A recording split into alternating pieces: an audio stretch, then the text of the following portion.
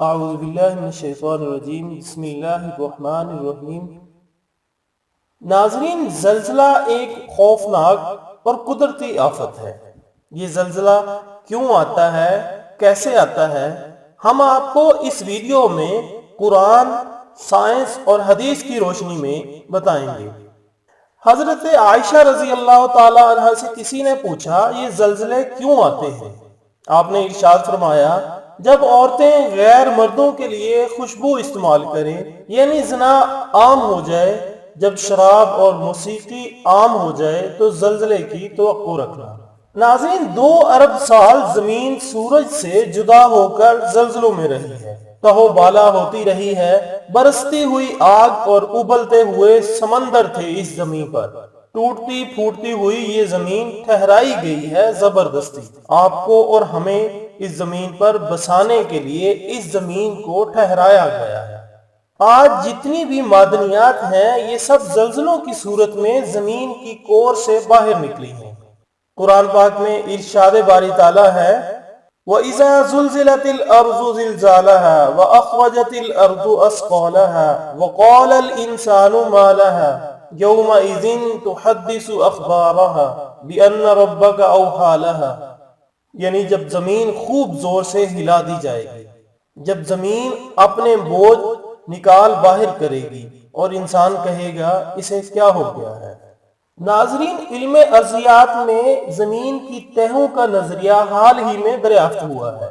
یہی عمل پہاڑوں کے سلسلے وجود میں آنے کا بھی ذمہ دار ہے۔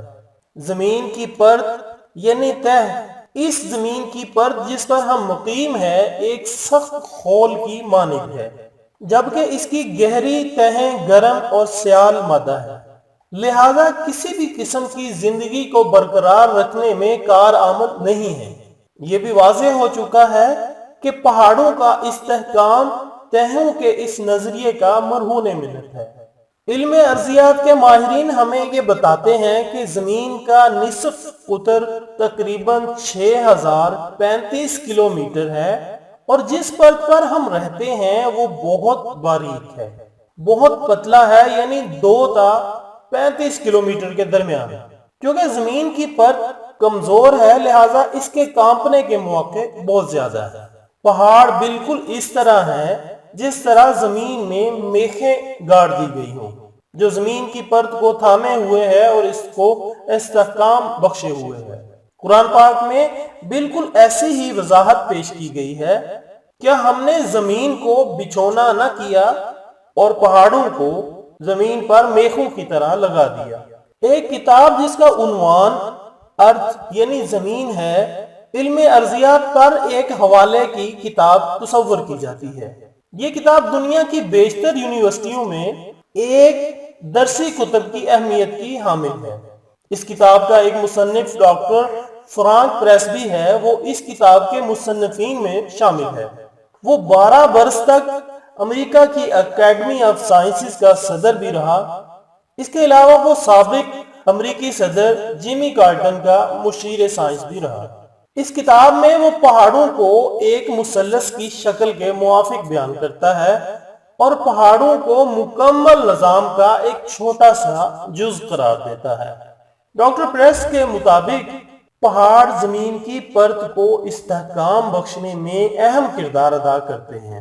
قرآن پاک میں زمین کو کانپنے کے عمل سے بچانے کے لیے پہاڑوں کے کردار کو واضح طور پر بیان کیا گیا ہے، جس کا ترجمہ ہے، اور زمین میں ہم نے لنگر ڈالے کہ انہیں لے کر نہ کانپیں۔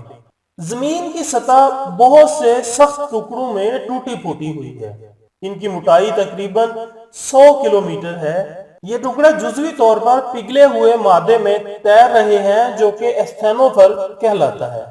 پہاڑوں کی تشکیل و ترتیب اور بناوٹ ان ٹکڑوں کی حدود پر واقع ہے۔ سمندر کی سطح سے نیچے زمین کی پرت 5 کلومیٹر موٹی ہے، اور بڑے پہاڑوں کے نیچے زمین کی یہی پرت 80 کلومیٹر موٹی ہے۔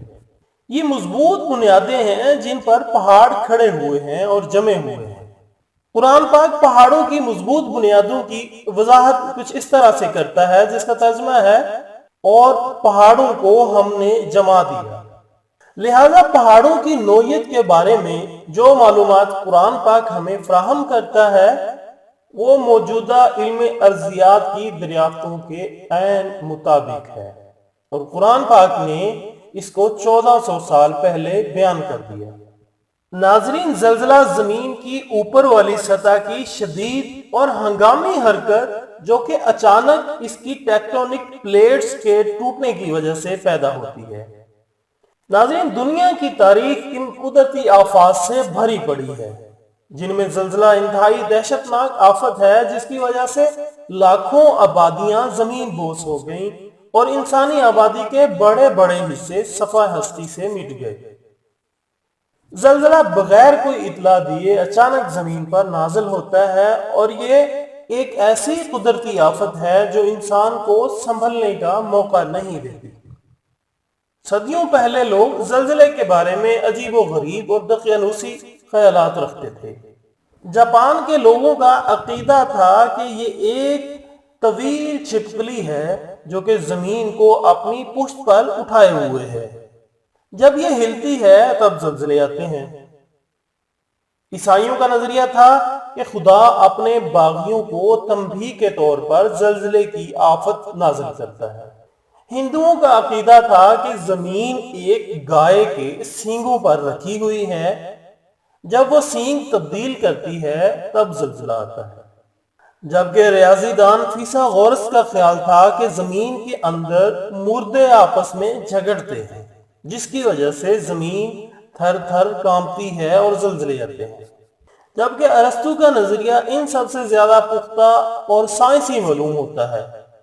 وہ کہتا ہے کہ جب زمین کے اندر موجود ہوا گرم ہو کر باہر نکلنے کی کوشش کرتی ہے تب زلزلے آتے ہیں۔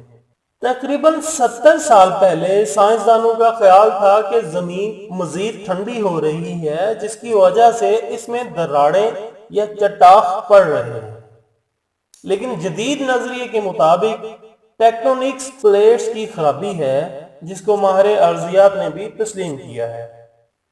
ان تمام تر نظریات سے بالا تر قرآن پاک نے 1400 سال پہلے ان زلزلوں کی وجوہات بیان کر دی ہے۔